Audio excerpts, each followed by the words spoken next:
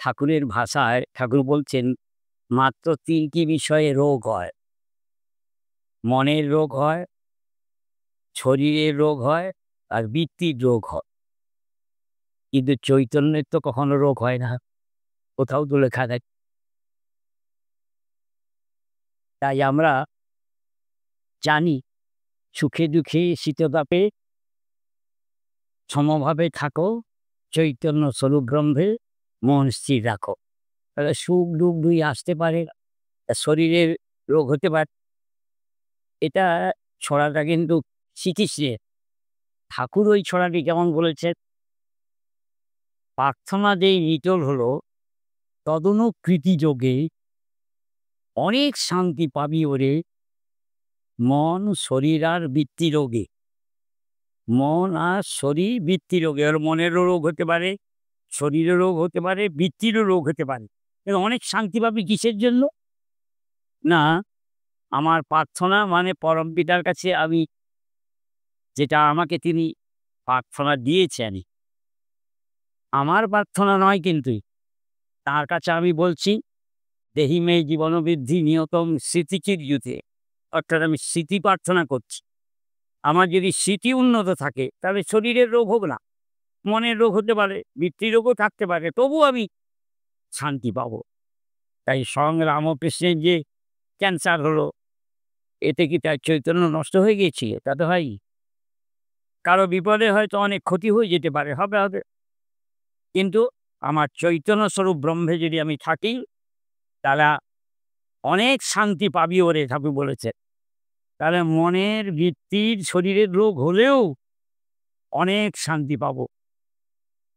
তাই যে ঘটনাটি আমাদের শ্রীপতি মণ্ডলদার বললেন উনি, একই কেস তো আমারও ঘটে গেছে।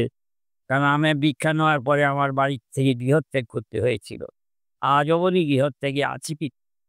পরবর্তীকালে আমার দাদা বৌদি যারা গার্জেন ছিলেন, তাদেরকে আমি কখনো অবহেলা করিনি বলে শেষ জীবনে, বৌদি যদিও চলে গেছেন, আমার কাছে অনেকই সাহায্য সহযোগিতা পেয়েছে। বড়দাও এখন আমার কাছে বেঁচে আছেন, আমি এখনও তাকে ওষুধ কেনার টাকা, শারীরিক দিকটা ভালো নয় বড়দার, উনি কিন্তু সেই আগেকার এতে আছেন, দীক্ষা নিতে পারেননি, কিন্তু জানি কৃষ্ণ ভজন করেন।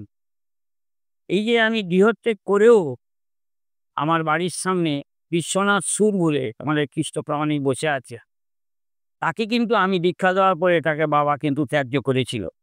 আমাদের রাধামোহনপুরে এসে বাড়ি করেছিল।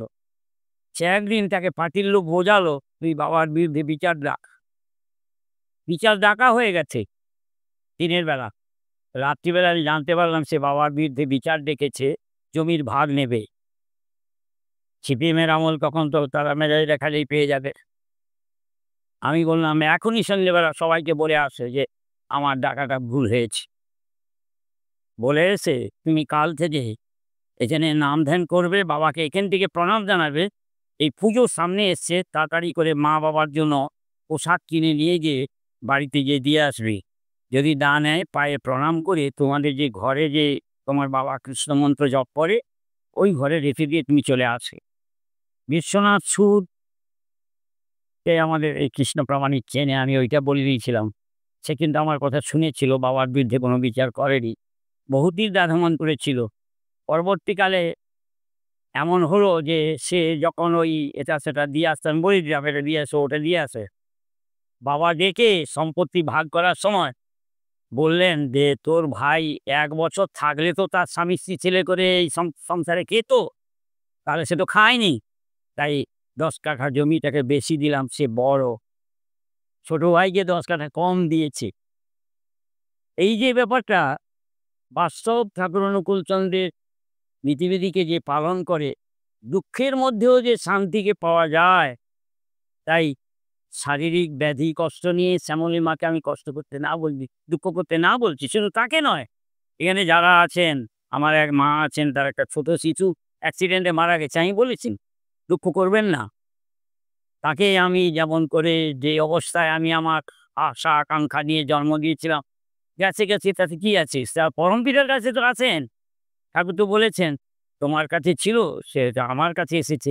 শ্রীকৃষ্ণ তো দেখিয়েছেন যে অভিমন্যু মারা যাওয়ার পরে শ্রীকৃষ্ণ যখন অর্জুন যখন মুষড়ে পড়েছিলেন, তার কাঁধে হাত দিয়ে বলেছিল, "দেখো তো ওখানে কি?"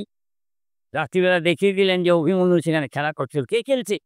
বলে, "আমার ছেলে তো।" বলে, "তাহলে তোমার ছেলে যে বললে যে মারা গেছে, সে কি আছে?" তাই আমি ভরসা দিয়েছিলাম, "মা তুমি দুঃখ করো না। গেছে একটা ছেলে, গেছে গেছে তার কি আছে? সুখে দুঃখে শীততাপে সমভাবে থাকো। চৈতন্য স্বরূপ ব্রহ্মে বনস্থিরা।" তাই সে আনন্দ চেতনা লাভ করতে গেলে পরম পিতার উপর গভীর বিশ্বাস নিয়ে থাকলে, আরেকটু ছড়া বলে আমি শেষ করে দিই। ঠাকুর বলছেন, "শ্রেয়ের প্রতি নিষ্ঠা রেখো, শক্তি পাবে বুকে, তারই কর্মে রাঙাও স্বভাব, পড়বে না তো দুঃখে।" সুতরাং দুঃখ হবে না, শক্তি বুকে পাবো আমি। সে প্রতি নিষ্ঠা, আনুগত্য, ভক্তি, কৃতি সম্বেগ যদি আমার থাকে, কষ্ট আমাদের হবে না। তাই আমি বলি, এই দুঃখের মধ্যেও আমরা শান্তিকে অনুভব করতে পারবো। এ কথাটি তারই মুখের বাণী। তাই আমাদের বেঁচে থাকলে আমাদের এই প্রকৃতির অনেক ঝঞ্ঝাট আমাদের সইতে হবে। কিন্তু এই সওয়ার মধ্যে দিয়ে যদি বিশ্বাস থাকে, তাহলে বিশ্বাসে যখন চৈতন্য এনে দিতে পারে বলা আছে, কিন্তু বলা নেই রোগ হয়ে গেলে তোমার চৈতন্য সরে যাবে বা তোমার অপারেশন হলে চৈতন্য সরে যাবে, তা তো বলা নেই। বিশ্বাস যদি থাকে, তোমার চৈতন্য থাকবেই থাকবে। আর চৈতন্য থাকলে তখন সেই চৈতন্য জগতই আমাকে কিন্তু তার জগতে নিয়ে যান। রোগ ব্যাধি তার সঙ্গে যায় না। তাই পরম পিতার কাছে প্রার্থনা করি, শুধু শ্যামলী মা কেন, যতজন আমাদের তার চরণে নিবেদিত হয়েছি, আমি বলবো সবাই কিন্তু গভীর বিশ্বাসে সবই হতে পারে, এই বিশ্বাস নিয়ে যেন আমরা জীবন কাটাতে পারি। সকলের মঙ্গল, দীর্ঘায়ু, সুস্থ সবল নিয়োগ কামনা করে কথা শেষ করলাম। বন্দে উৎসব।